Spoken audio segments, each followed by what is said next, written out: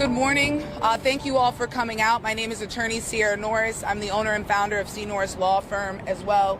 Here with me is Evan Finicky and one of my other associates, Logan Mayers. We are announcing the filing of our lawsuit on behalf of the parents of who we love to call Baby J. Jalen was 2 years old and he was going to daycare. It's Grandma Jones Daycare. He attended Grandma Jones Daycare, and they created an action plan for Baby J. Baby J experienced seizures before, and the daycare created an action plan with the family so that they could adequately care for Baby J. Unfortunately, on February 20th, Baby J died in his sleep for what we believe is inadequate supervision during nap time. This daycare was placed on notice of Baby J's condition and had an action plan and worked closely with the parents in order to implement that action plan. And he had a seizure while sleeping, and it's our contention that he died because of loss of access of air to his brain, basically suffocation. Welcome back to the Daycare Lounge, where we uncover the good, the bad, and definitely the ugly in the childcare industry. Hi, I'm Jasmine, Jalen's mom.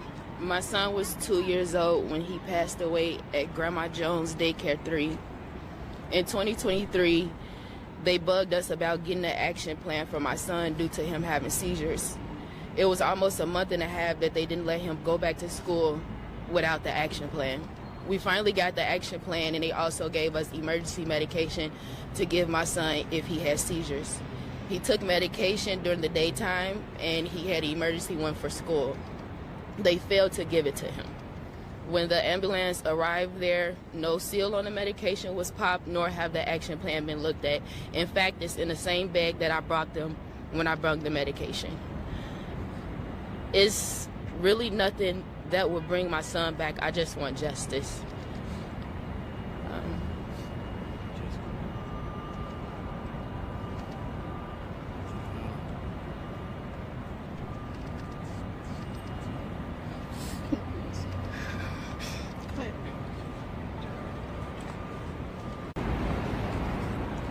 How you guys doing? I'm Dad, Jalen Allen Branch Sr. I've been waiting for an opportunity to actually get my voice out there for not only my group and my, I would say, support system to hear, but for the world to hear. This recent situation was a pure situation of negligence, unattentiveness, not caring enough, and no sense of urgency. My son was 2 years old, around other 2 and 1 year olds that parents have trusted this establishment to be able to take care of the kids while they're out doing the things that they really don't even want to do. But we have to. And this life inflation is shot through the roof, and all we're trying to do is play catch up. Some are blessed and some aren't, or some are blessed in other ways. In this situation, I work 7 to 7 every single day. I sacrifice having time with my kids so that I'll be able to provide for my kids. So I instilled my trust into an establishment that I'm well aware of to be able to take care of him to the fullest capacity. We've been hounded, talked to, questioned about different documents and medical documents that they would need for Baby J to be able to return to school. As Mom said, we've done it. We've done it all.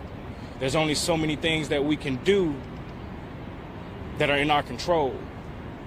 When we drop him off at that front door, at that point, you guys are in charge of his life. You guys are in charge of his well-being, because I'm 20 minutes away. I can't get there fast enough. That's why you guys are there. That's why an action plan is placed. That's why there's steps and I would say trainings that they actually went through. It's not only just about justice, it's about prevention, to prevent something like this to happen again. While most childcare providers are dedicated and loving, some stories hit the headlines for all the wrong reasons. The Daycare Lounge dives into those shocking cases of alleged neglect and mistreatment, sparking necessary conversations about accountability, safety, and the need for change in childcare. Real stories, honest discussions, advocating for the well-being of every child. This podcast is here to inform, inspire, and remind us why quality childcare matters. But first, a reminder, this isn't just another story. It's a real-life tragedy that raises serious concerns about childcare safety. All individuals and businesses discussed in this episode are considered innocent until proven guilty. The details shared here are based on available reports, allegations, and ongoing legal proceedings. This case centers around the tragic death of 2-year-old Jalen Branch at Grandma Jones Daycare in Calumet City, Illinois. On February 20th, 2025, what began as an ordinary day turned into a nightmare. During nap time, Jalen, who had a documented history of epilepsy, suffered a severe seizure. His medical action plan stated he should have been given diazepam immediately to help control the episode. That didn't happen.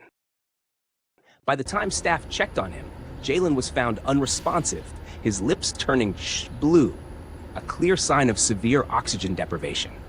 Paramedics were called, and local police arrived to secure the scene. Jalen was rushed to the hospital, where he spent 4 days on life support before he was ultimately pronounced. Do you know if he's had the emergency medication for seizures at all today yet? No.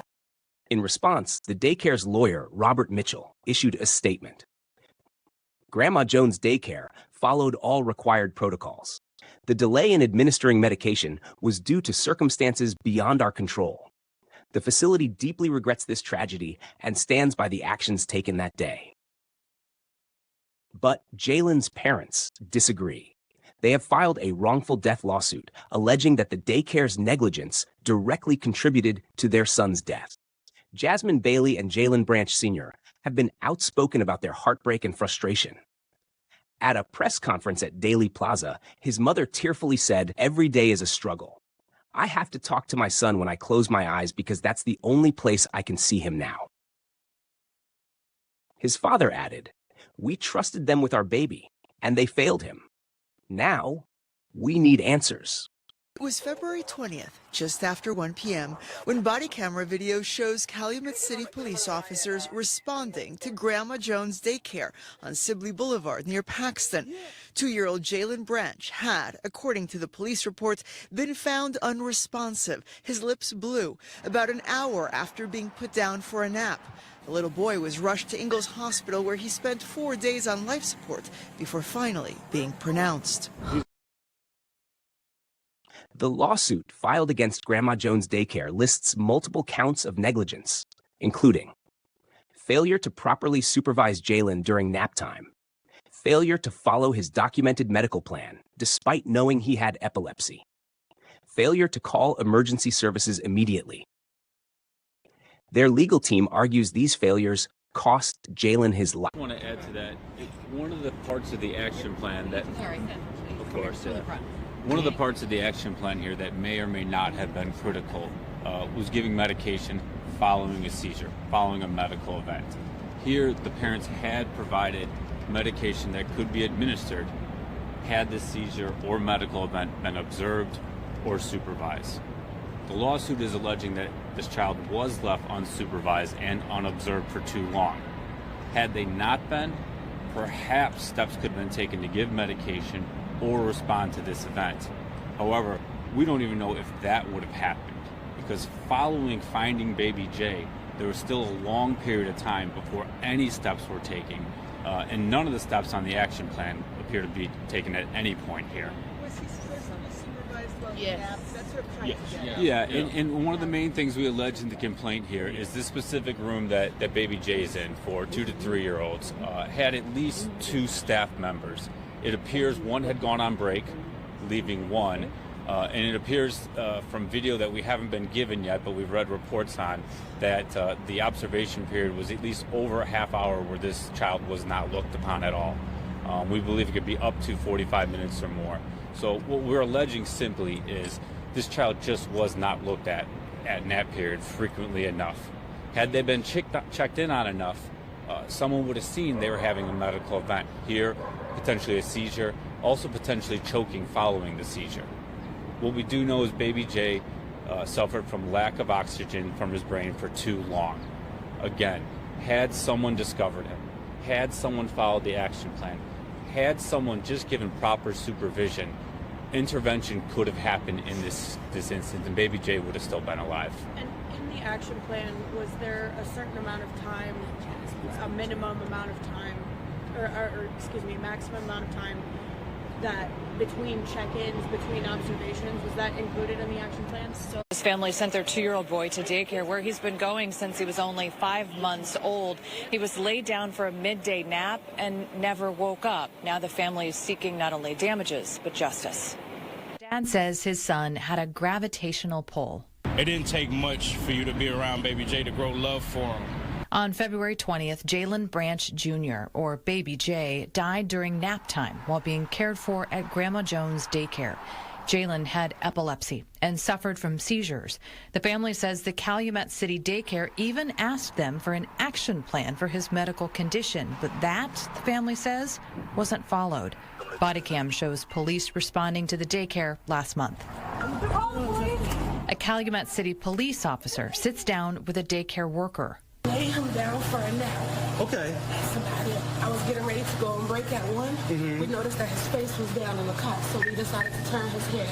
Okay. At that point, I thought I saw regurgitation. It was blood, apparently. Okay. We went to go try to move him. He was limp and the lips were purple. Jalen's mom says the first thing she asked about when she arrived at the daycare was about her son's emergency seizure medicine. Nobody knew anything. One of the teachers, in fact, said he doesn't take medication. Do we have emergency medication for him? Don't worry about the address right now. Emergency medication. City 266. He has emergency medication for seizures.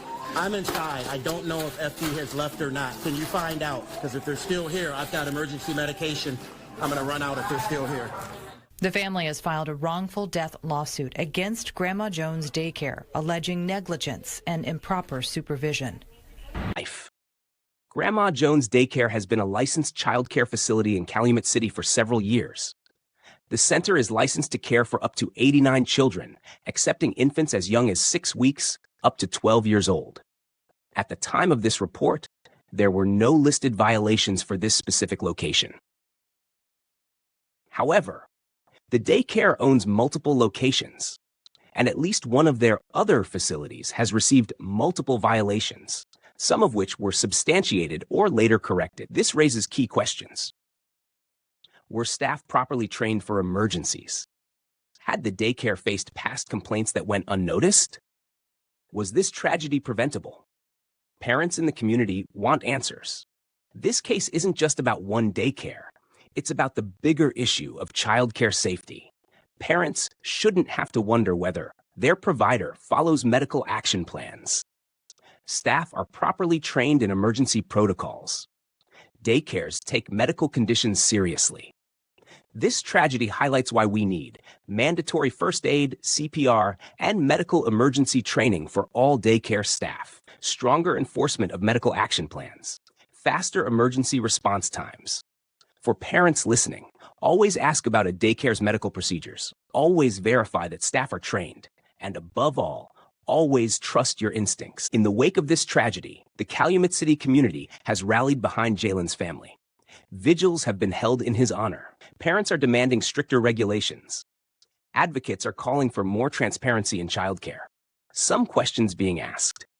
Should daycares be required to publicly report medical emergencies? Should state inspections be more frequent? Are current childcare laws enough to prevent future tragedies? Of course they're going to know his name.